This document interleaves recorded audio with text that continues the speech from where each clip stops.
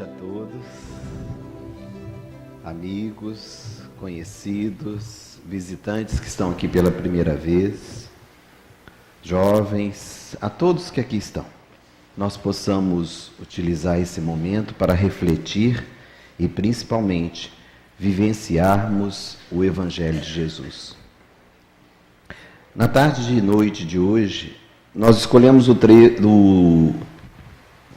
tema Trigo de Deus, porque está ligado especificamente a um dos personagens mais icônicos do primeiro momento do cristianismo, desses que deixam marcado para todos nós uma forma de agir, um comportamento. Quando nós falamos sacrifício, o que vem à mente?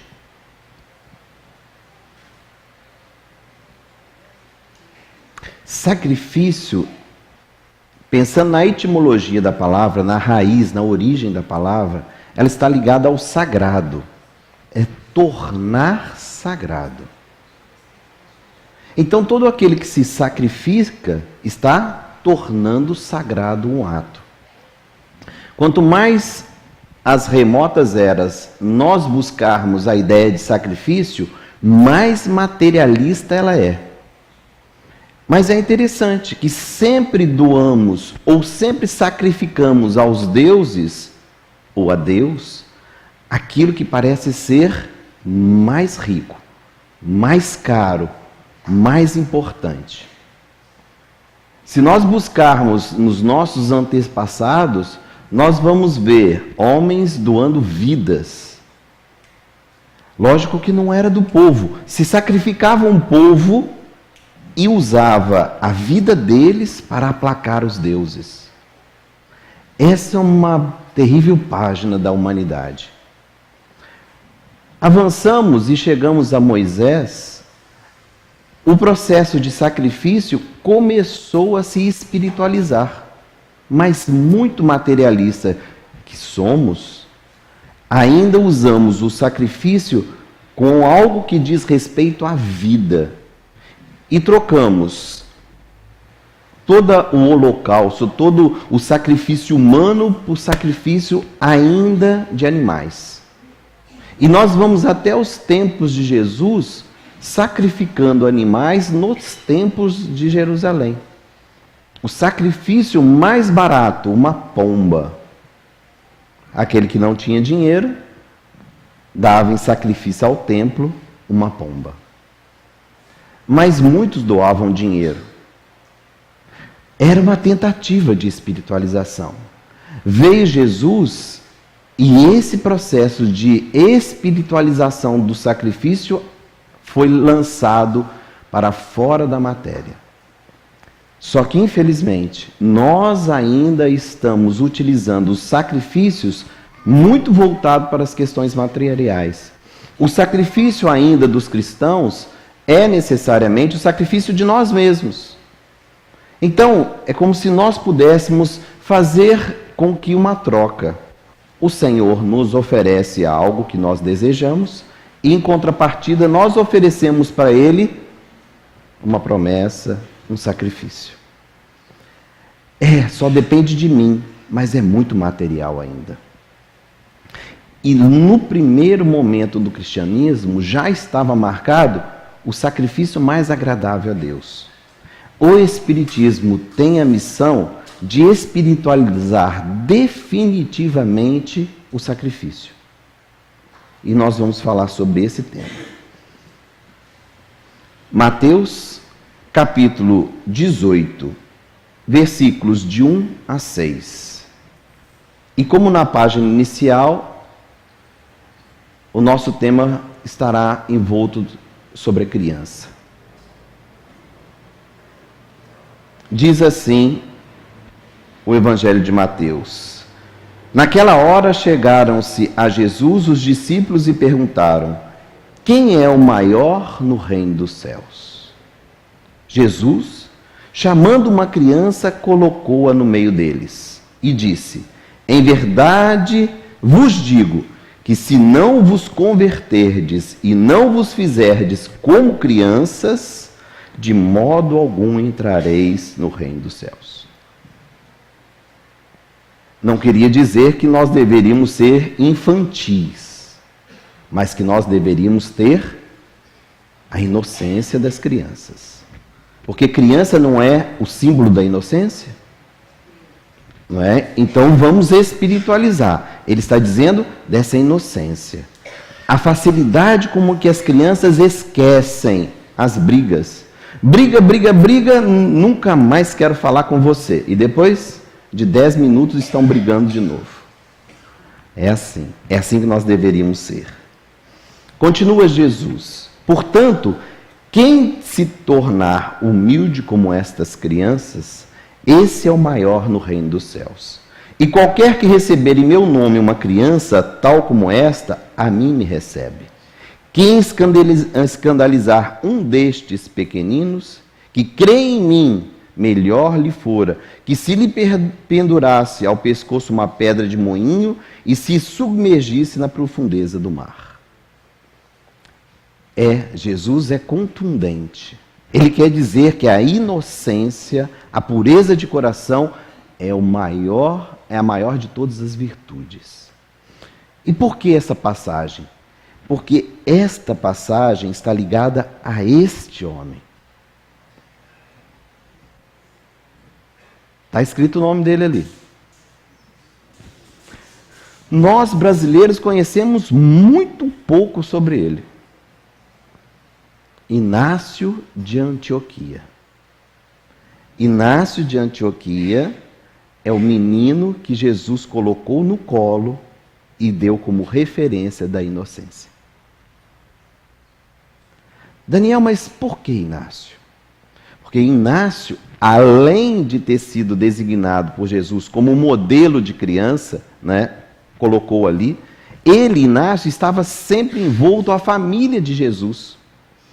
Quando Jesus desencarna, João vai para Éfeso com Maria, eles se encontram com Inácio. E Maria e João é que educam Inácio de Antioquia. Então ele tem só essa referência na vida. Ele se sentou no colo de Jesus e Jesus usou a ele como modelo de inocência. E depois ele é educado por João e Maria, a mãe de Jesus. Ele cresce junto ao Evangelho e como divulgador do Evangelho, ele vai para o Oriente. Necessariamente a cidade de Antioquia, onde ele ficou conhecido. Inácio será levado às feras em sacrifício a Jesus. E nós temos, no registro do Novo Testamento, de Inácio de Antioquia, algumas palavras. Só mostrar para vocês onde é. Do lado direito aqui, ó, nós estamos a África aqui embaixo, a Itália, aqui bem no meio a Grécia, e do lado de cá Chipre, e bem lá na pontinha nós temos, vou ampliar aqui, exatamente Antioquia. Então você está no extremo mesmo, nós já estamos entrando para o lado do Oriente mesmo. Jerusalém está logo aqui embaixo, ó. Então, essa era uma área onde ele divulgou o Evangelho. E olha o que ele escreve. Ele escreve Carta aos Romanos, parte 4, sou trigo de Deus. É daí que veio a ideia do estudo. Escrevo a todas as igrejas, e insisto junto a todas que morro de boa vontade por Deus, se vós não mo impedirdes. Ele já estava preso, já estava sendo levado para Roma para ser executado. E ele está pedindo, não me impeçam. Porque todos os amigos já estavam fazendo um tititi, um burburinho para conseguir libertá-lo do Império Romano. E ele escreve para todas as igrejas, não me impeçam de me doar. Suplico-vos, não vos transformeis em benevolência importuna para mim. Eu quero morrer em nome de Jesus. Ele queria se sacrificar, ele queria dar vida, porque todos aqueles que ele compartilhou de mais perto a vida, morreram. Com exceção de João, todos os outros morreram executados. Ele queria se sacrificar. Deixai-me ser comida para as feras, pelas quais me é possível encontrar. Então tinha um misto de sacrifício e esperança. Eu morro em nome de Jesus, mas eu encontro Deus. As feras vão ser a porta de libertação. Então não me impeçam. Mas tem aqui uma coisa que eu acho que é muito importante: a convicção de que a vida não termina. Ninguém se entrega a um sacrifício como esse na incerteza. Será que tem vida espiritual? Eu tenho uns amigos que são espíritos assim, mas será que tem mesmo? Porque não vê, não ouve, não vê espírito, não sei, não tem nem arrepio. Tem gente que arrepia, né? Às vezes entra assim, tem gente que nem arrepia. Sim, será que tem espírito mesmo? Quantas pessoas a gente há duvidando, será que tem mesmo? Às vezes a gente vê evangélicos, católicos, mas será que tem o reino de Deus mesmo? A gente fica desconfiado. Quem já foi e voltou? Jesus foi e voltou. E a gente desconfia de Jesus, mãe de dois corações. Nós desconfiamos de Jesus. Ele não. Por que ele não desconfiava de Jesus? Porque ele foi embalado por Jesus. É interessante. Vamos para frente. Olha que ele escreve mais. Sou o trigo de Deus. E eu achei meio arrogante. Eu falei assim, ele está se achando a semente. E depois ele explicou. E sou moído pelos dentes das feras. Ele queria ser milho para ser trigo, para ser trucidado, moído. Eles vão me mandar para o reino de Deus, para encontrar-me com um pão puro de Cristo. Então ele queria ser executado para se tornar parte do pão de Cristo. Eu quero fazer parte desse movimento que se inicia e que há de mudar o mundo. É de uma confiança, uma convicção que mexe com a gente. Nós estamos afastados do Cristo há 2000 anos. E parece que, será que ele realmente apareceu para os discípulos? Tomé duvidou, gente. Imagina eu. Nós temos que pensar realmente, existe alguma coisa que a doutrina dos Espíritos tem que fazer por nós. É voltar a acreditar que a vida continua. Nós perdemos esse contato mais certeiro, né? Mais forte em relação a de que a vida continua. Se a vida continua, tem um montão de coisas que eu posso abrir mão hoje. Só não vale abrir mão hoje de algumas coisas se a vida terminar nesta existência. Abrir mão da verdade. Eu tenho a verdade. Como é que eu vou abrir mão da verdade? Ele está mentindo. Deixa mentir, porque na virada da página, quando nos encontrarmos no mundo espiritual, ele se reunirá aos mentirosos e nós, aqueles que souberam se silenciar. Porque aqui nós nos misturamos, bons ou menos bons, ignorantes ou sábios, mas no mundo dos espíritos, não. Nós nos reunimos segundo a faixa espiritual que nos encontramos. Por isso que as pessoas têm dificuldade em falar como é o reino de Deus, porque poucos foram conhecer os planos mais altos da espiritualidade. Agora, por que o inferno, nós temos até desenhos dele? Não riam, porque eu já estive lá. E não sei se vou voltar. Estou fazendo força para que pelo menos fique na porta, não entre. Nós conhecemos bem de perto a noção de inferno e podemos desenhar, porque nós já estivemos lá. Agora, nas elevadas alturas, poucos estiveram. E aqueles que estiveram, se voltam para falar, o que conseguem? Ouvidos surdos, olhos que não conseguem ver, sequer se arrepiam diante da presença de um espírito como esse. Estar reunidos num grupo tão grande como nós estamos aqui, é ter a certeza da presença de Jesus entre nós. Disse se não arrepia. Tem que sentir. É hora, nesse momento, de falar assim, eu posso me conectar com esse mundo maior. Nós temos que fazer um esforço. É o silêncio não da palavra, é o silêncio do pensamento. É acalmar, para que as emoções possam ser envolvidas por esses espíritos mandatários de Deus, que estão aqui servindo a Deus. Vamos continuar. Acariciai antes as feras, para que se torne meu túmulo e não deixem sobrar nada de meu corpo, para que na minha morte não me torne peso para ninguém. Ele queria morrer que não sobrasse nada, eu não quero dar nem trabalho. Continua.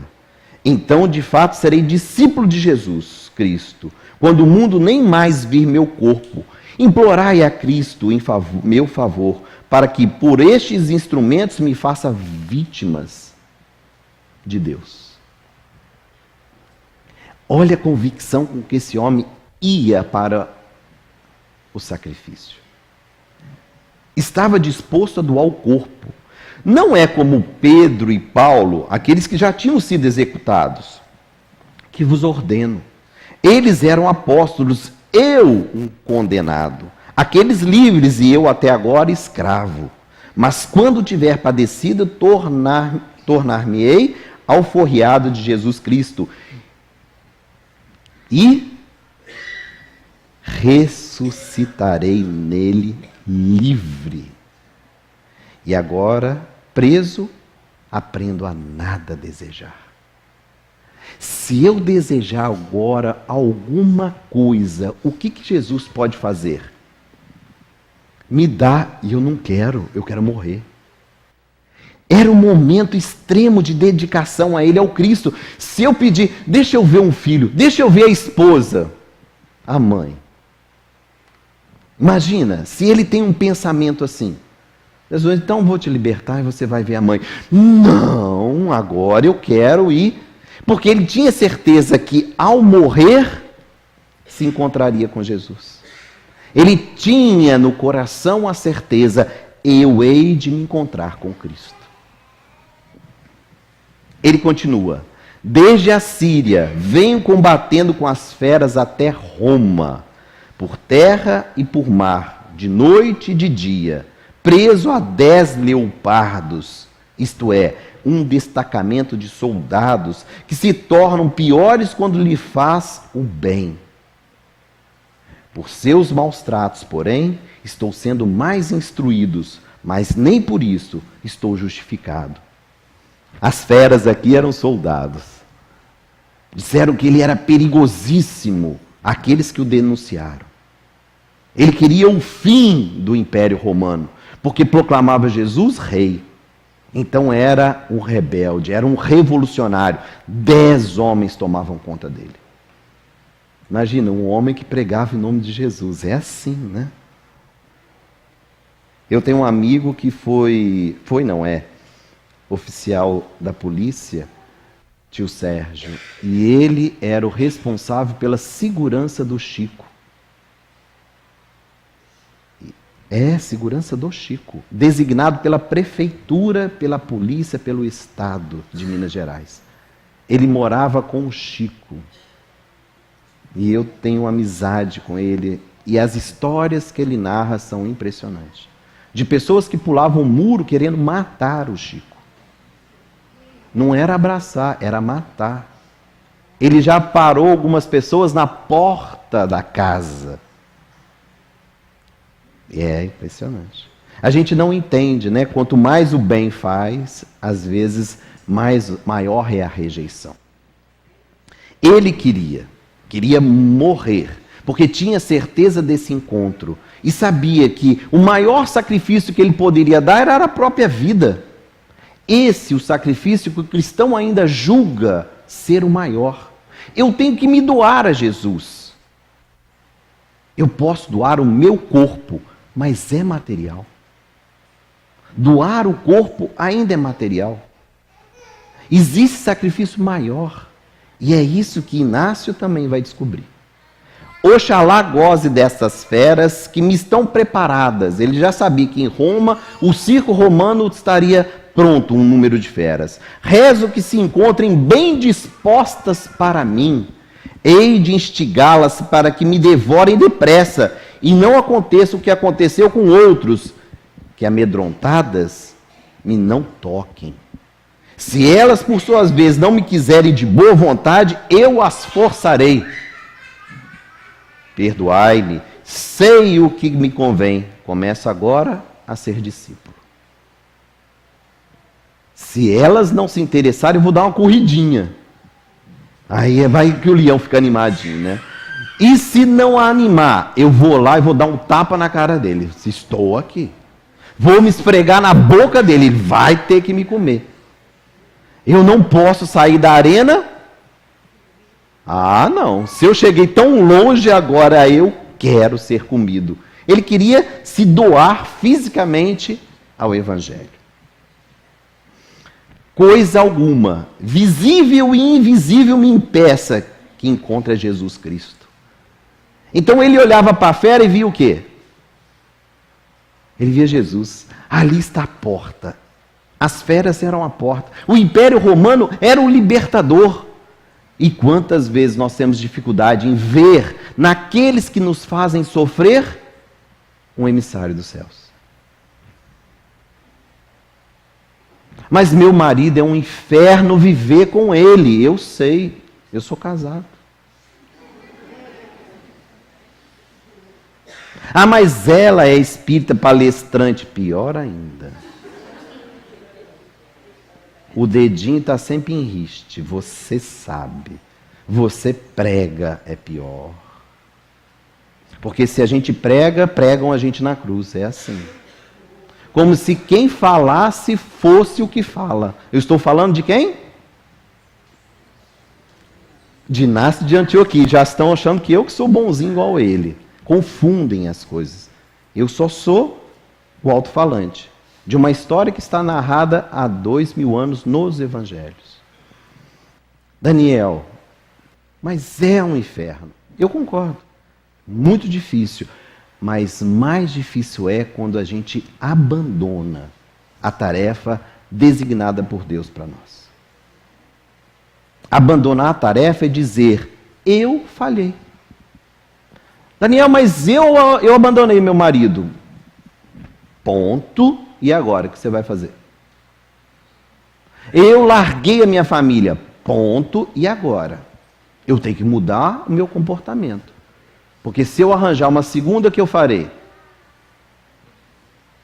Igual um amigo meu, tem 6. 6, está na 6ª. Só não posso falar o nome. Ele nunca me autorizou. 6. E vai para a 7ª, para a 8ª, né? Porque tem alguma coisa que não muda no meu comportamento. E se não muda no meu comportamento, eu continuo encontrando pessoas que não vão se adequar ao meu modo de ver, à minha forma de viver. Na verdade, nós deveríamos nos casar conosco mesmo, não é? E eu acho que a gente não se aguentaria. Fala sério. Nunca um dia fala assim, ai que eu tô chato hoje. Já falaram? Eu já. Ai, eu tô chato. Milena, já falou, Milena? Eu tô chata já lá. É minha sobrinha, conheci hoje. Vamos lá.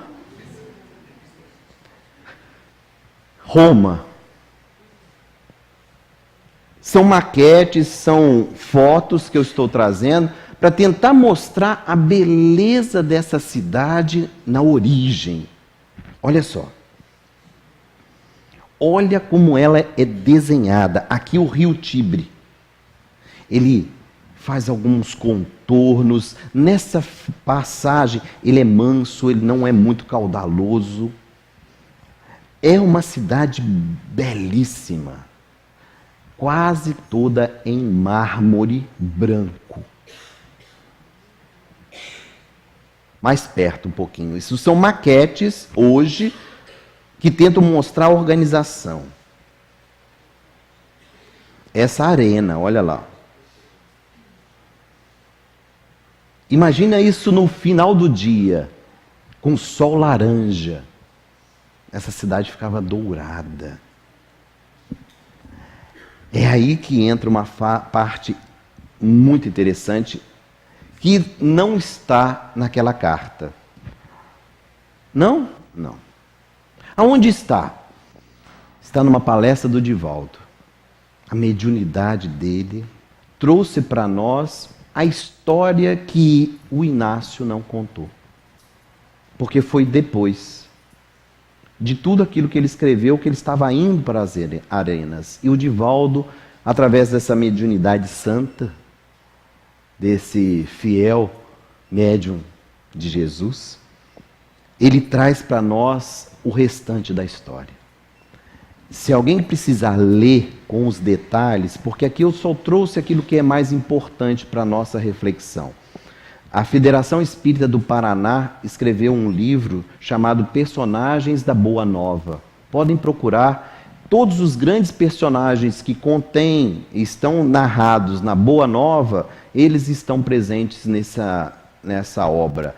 E a Federação Espírita do Paraná teve o cuidado de colocar a narrativa do Divaldo na obra e tentando explicar quem era Inácio de Antioquia. Diz Divaldo, através da sua mediunidade, assim para nós. Finalmente, num dia ensolarado e quente, desembarcando no porto de Óstia, cercado por legionários, seguiu pela Via Ápia, a principal estrada. Cercado por legionários até a Via Ápia. Chegando ao cume de uma colina que circundava a cidade, ele começou a sorrir. Lembrem que isso aqui já é o relato do Divaldo. Ele começa a sorrir, ele vê a cidade e ele fica encantado. Aquele homem alquebrado de tanto apanhar durante a viagem, sorria a ponto de comover-se até as lágrimas. Um legionário se aproximou dele, bateu-lhe na face colérico e lhe falou: "Tu deves estar louco, por que sorris?" E ele olhava, a cidade estava dourada, porque era final da tarde. E ele se apaixonou, ele olhava do alto e ele ficou encantado. Maria, a mãe de Jesus, através de Humberto de Campos, sentiu a mesma coisa. Ela é deslocada de Éfeso até Roma, porque ela desejou ver aqueles que estavam sendo sacrificados em nome do Filho. E ela é levada a Roma, mas quando ela chega em Roma, ela fala: gente, mas que cidade maravilhosa. Era de uma beleza encantadora. O soldado bate forte nele. É louco. Deve ter perdido a razão, e é por isso que ele está sorrindo. Porque necessariamente para onde ele ia? Para a morte. O soldado não conseguia ver nada além de alguém que seria executado. É louco, vai morrer. E ele começa a explicar. Sorrio diante de tanta beleza que meus olhos descortinam. Sorrio porque chego a Roma e vejo uma cidade imponente. Sorrio ao olhar o casario de mármore, as estátuas que rutilam ao sol, as águas prateadas do Tibre que circundam as montanhas como um alaúde, como um violão daquela época. Sorrio. Antes que Inácio pudesse prosseguir, o soldado gritou: "Mas tu vai morrer, miserável! Como pode sorrir? Que alegria ter ver uma cidade tão imponente como essa? Que adianta essa beleza se você vai agora perder a vida? Mas ele não entendia essa intimidade de Inácio com Jesus. Ele não era capaz de compreender a fé desse homem. Roma representava para ele a libertação. E diante de Roma, tão bonita, ele estava agora ainda mais feliz. Mas não por ela ser bonita. Sorrio de felicidade, porque agora eu posso ter uma dimensão do amor de Deus. Porque se para vós que sois corrompidos, se para vós que sois criminosos, Deus concede uma cidade tão bela, tão harmônica, o que não haverá de oferecer para aqueles que lhe são fiéis? Gente, nós respiramos o mesmo ar de qualquer bandido nesse mundo. Nós tomamos as mesmas águas. Nós comemos os mesmos alimentos. Tem que haver uma diferença entre aqueles que são bons e aqueles que ainda perseveram no mal. Não é possível a gente ver tanto crime sendo, às vezes, emoldurado com belas casas, belos passeios, belos carros, uma fortuna guardada nos bancos. Não é possível que não tenha no reino de Deus algo que seja compatível para nós. Aqueles que perseverarem terão muito mais do que uma mansão que hoje ressalta aos nossos olhos.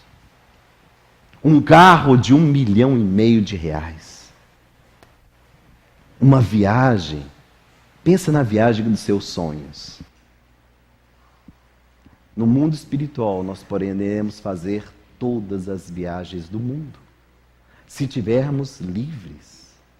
Porque se o nosso coração estiver preso à terra, estaremos cravados no lugar onde fizemos sofrer. E de lá não sairemos. Como o vale dos suicidas, como o vale dos criminosos, e tantos outros vales que começam a ser desfeitos pelo mundo maior. Essas zonas de trevas, essas zonas de sofrimento, estão pouco a pouco sendo destruídas, transformadas, modificadas, e esses espíritos não terão mais o direito de viver nessas regiões. Porque a terra passa por transformação. A terra é agora uma terra de regeneração. Esse processo começou há muitos anos atrás. A Boa Nova se inicia com Moisés, mas ela ganhará a sua efetivação com a doutrina dos Espíritos. Nós viveremos plenamente essa era através do despertamento da realidade do Espírito que ainda adormece em nós. Todos esses Espíritos têm em Deus uma segunda oportunidade, uma terceira, ganharão a terra um outro mundo, onde poderão perpetuar-se no mal, até que a dor e o cansaço os modifique. Se aqui estão atrapalhando, estão sendo removidos, retirados, transpostos daqui, para que aqueles que aqui estão tenham oportunidade de crescer. É como numa sala de aula, onde aquele pequeno grupo de baderneiros não permite aos bons avançar. A escola tem que tomar uma providência. Se a escola não toma providência, o final do ano costuma separar o joio do trigo. E aqueles que brincaram são retidos na série. E aqueles que aproveitaram avançam. Só que no caso da nossa terra, aqueles que são mansos e pacíficos herdarão a terra. Ou seja, continuarão no mundo de regeneração. Não é que nós vamos ganhar a terra materialmente, mas nós teremos a condição de ficar e aproveitar todo o conhecimento que nós já adquirimos nesses 3.250 anos de Moisés até hoje. Imagina voltar num mundo onde não se conhece a existência de um Deus único. Nós vamos perder muito. Nós vamos voltar a ser selvagens. Porque a nossa natureza, ainda hoje, não consegue se espiritualizar. Imagina sem o conhecimento espírita, sem o conhecimento cristão, sem o conhecimento de Moisés. Eu posso falar por mim, boa coisa eu não seria. Com o cristianismo, com o espiritismo, eu ainda erro. Principalmente com aqueles que eu mais amo, porque estão mais próximos de mim. Assim, Inácio imaginava. Se esse povo que sacrifica tantos, se essa cidade que tem o poder do mundo recebe tantas bênçãos de Deus, imagina aqueles que são fiéis a Jesus. O que está reservado no mundo espiritual? Aí a gente lê um pouquinho André Luiz. E tem uma cidade no mundo espiritual que os espíritas todos conhecem. Como é que chama mesmo? Jailton foi direto, né? Você já está querendo uma casinha lá, né, Jailton? Eu estou entendendo. Todos nós queremos ir para nosso lar. Mas nosso lar é no Rio de Janeiro. Quem é mineiro aqui vai ter que escolher a sua lá em Minas. Quem é de Cabo Frio vai ter que escolher. E vocês sabem onde é? Aqui é de Cabo Frio? Não. Quando chegar na frente da praia, faz oração. Ela está na frente desse mar gostoso que nós temos aqui, uns 200 metros, e aí ela sobe. É impressionante. Você já viu? Não. Mas eu sinto. Me arrepia. Essa sintonia. Porque a gente costuma ir para a praia, a primeira coisa que a gente faz é montar a barraca, colocar as cadeiras, abrir a cerveja e sentar. Antes disso tudo, ora. E a gente entra em sintonia. Olha a quantidade de benfeitores que ficam ali naquela orla, levando espíritos daqui para lá, é impressionante. E desta casa para lá tem uma ponte. É direto, não tem nada que atrapalha. É impressionante. Vamos para frente, estou falando muito. Ele diz, sorrio de felicidade antecipadamente e desejo que o sofrimento que me apontas venha logo, a fim de que ele vai morrer. Tomara, isso mesmo, eu quero é morrer. Você não está entendendo, oba! Ele tinha noção exata do que está acontecendo. Eu vivi essa experiência com meu pai. Meu pai adquiriu um câncer de pâncreas, cabeça de pâncreas, que pela medicina ainda incurável. E meu pai é escritor espírita, trabalhador espírita, e quando meus olhos bateram de frente para ele, falei assim, pai, é incurável. Ele quis seja. Pai, vai desencarnar. Oba! É fruto dessa consciência. Não pensa aqui com um sorriso no lábios. Aqui é para fazer graça. Mas com a certeza de que, filho, é só o corpo. E eu vivi os últimos 30 dias agarrado nele, cuidando dele. E ele me chamava meu enfermeiro. E toda vez que ele se manifesta para mim, ele diz, meu enfermeiro.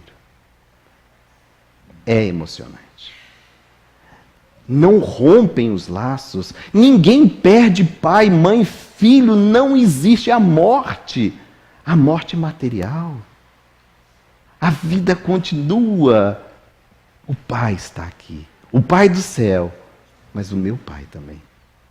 Porque nessas oportunidades de grande alegria, de grande sintonia, Ele nos disse uma vez numa mensagem, nesses momentos eu estarei com vocês. Nós perdemos a oportunidade de trazer aqueles que nós amamos e partiram da realidade física quando esquecemos de fazer o culto, quando esquecemos de ler uma boa página, de uma oração. Nesse momento, o filho que não perdeu estaria presente. A mãe que não partiu estaria presente. Nós nos esquecemos disso. Quantas vezes a gente ouve falar, vai de reto, Satanás, eu não quero a minha mãe aqui. Porque tem medo da mãe que se foi. Porque a mãe, para as outras religiões, deixa de ser mãe e vira fantasma. Vira alma penada. Para nós espíritas, não, a mãe continua mãe. Numa outra dimensão espiritual. E o pai continua pai. Numa outra dimensão espiritual. E o filho continua filho numa outra dimensão espiritual. Então, se eles vêm, nós oramos por eles. Mas, Daniel, e se ele estiver em sofrimento? Aí, mais responsabilidade. Aí sim nós temos que orar. A minha mãe está perturbada. Eu fico pensando, e a mãe de Judas? Esta é uma perturbação. Nós deveríamos pensar que eles não se vão, eles estão conosco. Uma semana depois, diz Divaldo, milhares de espectadores lotaram o circo de Roma e a arena ovalada se encheu de feras vindas de várias partes do mundo. Eram feras que não tinham sido alimentadas por uma semana e sobre as quais se atiravam pedaços de carne ensanguentados, cheios de vida para lhe espicaçar o paladar. Elas estavam vorazes. Elas queriam comer. E era um grupo grande, em média, às vezes, 30, 40 leões, leoas, eram soltos na arena. Em torno de 100 cristãos estavam presentes para a alegria dos espectadores. Era um banho de sangue. Assustava. Às vezes assustava mais porque os cristãos entravam cantando. E esta inspiração foi dada por Maria. Que eles deveriam entrar nas arenas alegres, confiantes porque Jesus os aguardaria no reino de Deus. Então veio o sacrifício. E o que Inácio queria? E como? As feras entraram. Foi uma carnificina. O grupo de leões, famintos por mais de uma semana, tinha a vontade de destruir. A garra de um leão é capaz de penetrar 5 centímetros de carne e rasgar. E eles se entregam mais sempre ao abdômen, onde está o maior número de vísceras e sangue. Acabando uma, ele parte para outra. E a chacina estava garantida. O espetáculo foi horrendo. Mas algo aconteceu. Inesperado para Inácio. As feras começaram a se sentar, cansadas, com as barrigas cheias. Ele não entendeu. Ele andava de um lado para o outro, quem sabe uma delas? Nada. E ele entendeu. Ajoelhou-se e começou a dizer: por que, Senhor? Porque fui poupado, porque não tive a honra de morrer, Senhor. Todos morreram, só ele ficou vivo em carne. Então, um ser espiritual se lhe apresentou à visão psíquica e lhe respondeu. Já que ele orou, pedindo ajuda, diz assim o benfeitor: Inácio, morrer é muito fácil. Perder o corpo numa só vez É um testemunho pequeno para ti. Tu que amas tanto Jesus, merece algo mais penoso. Tu viverás entre pessoas que não te compreendem, que desconfiarão de ti. E é necessário o esclarecimento.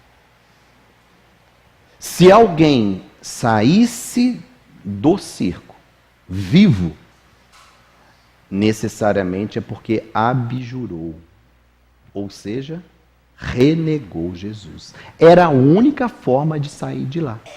E como todos morreram, quem iria dar o testemunho de que Inácio não abjurou?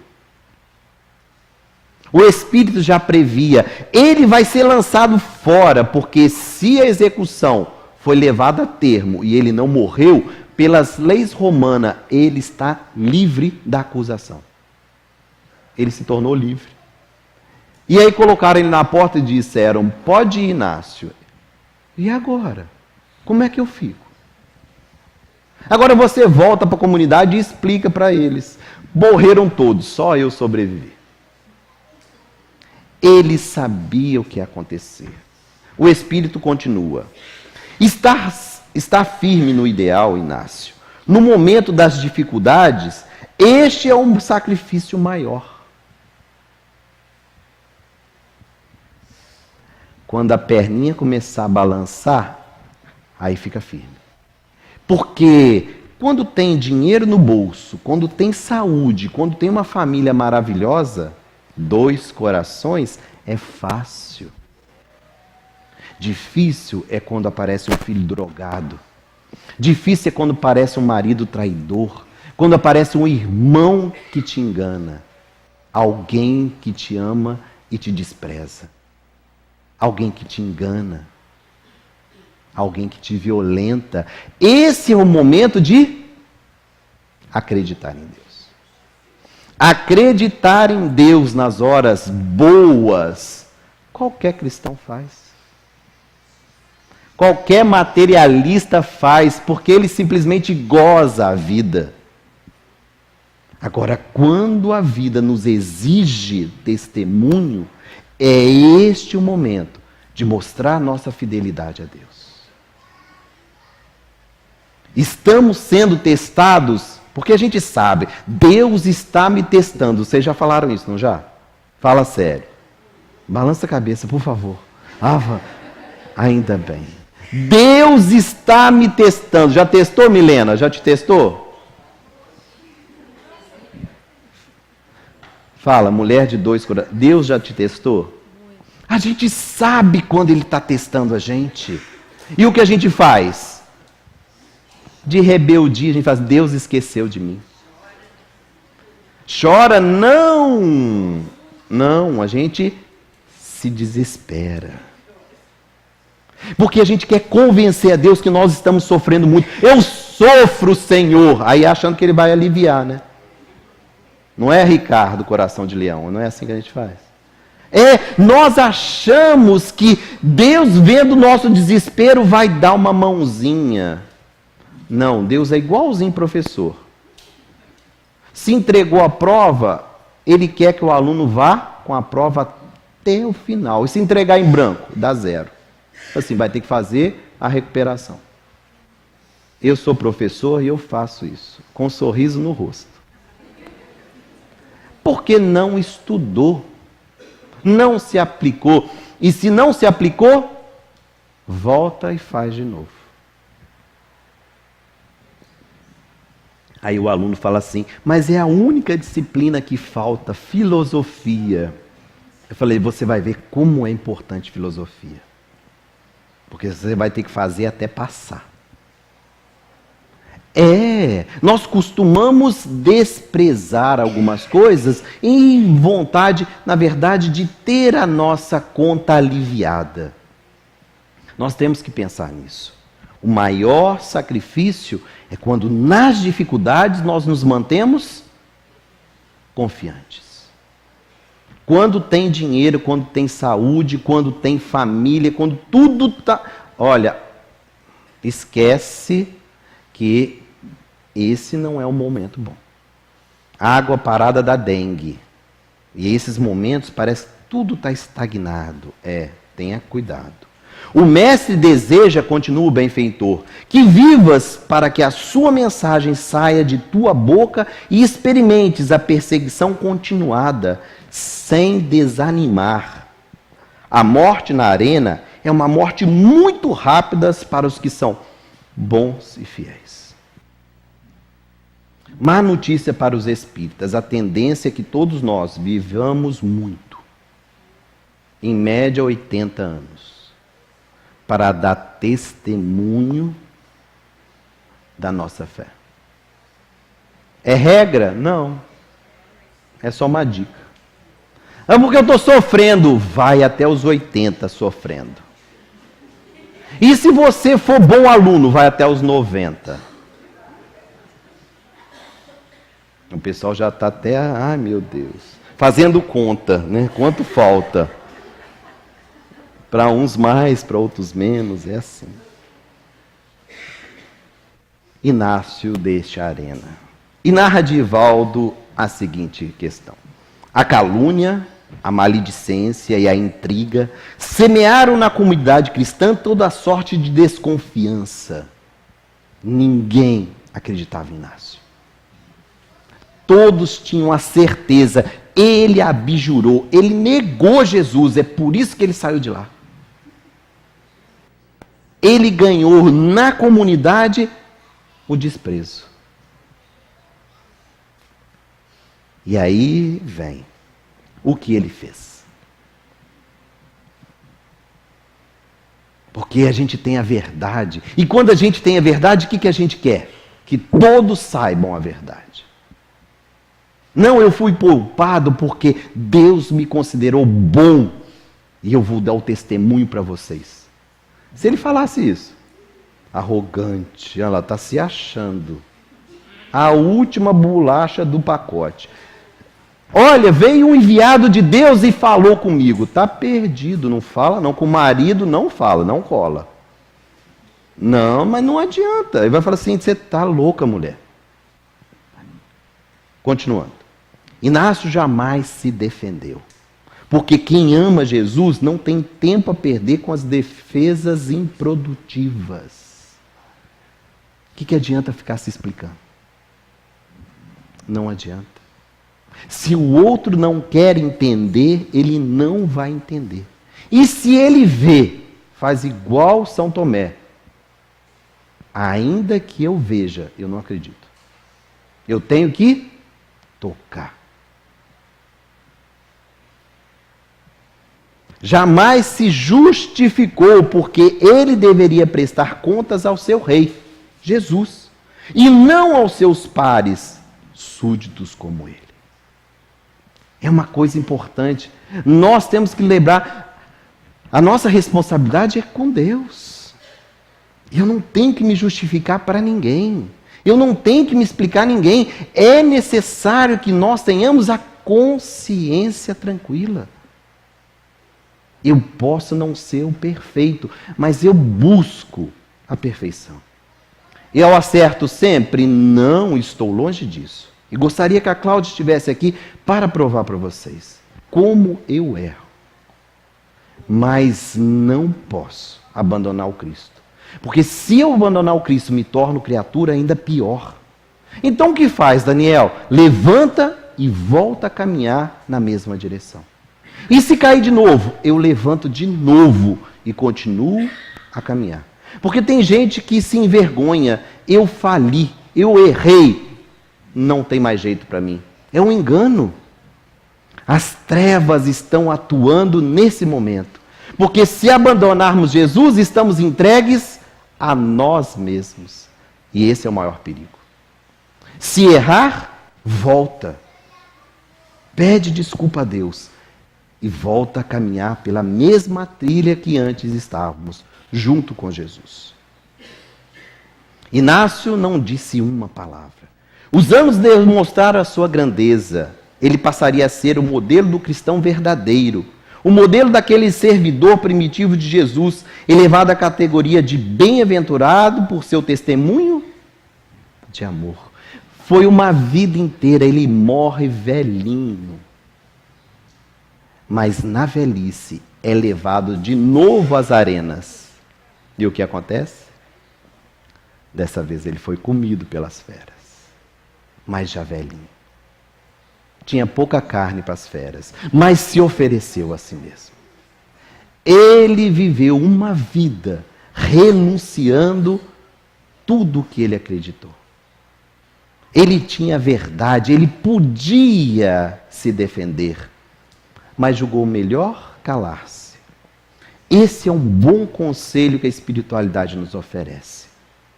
Nos momentos mais difíceis, é às vezes melhor calar.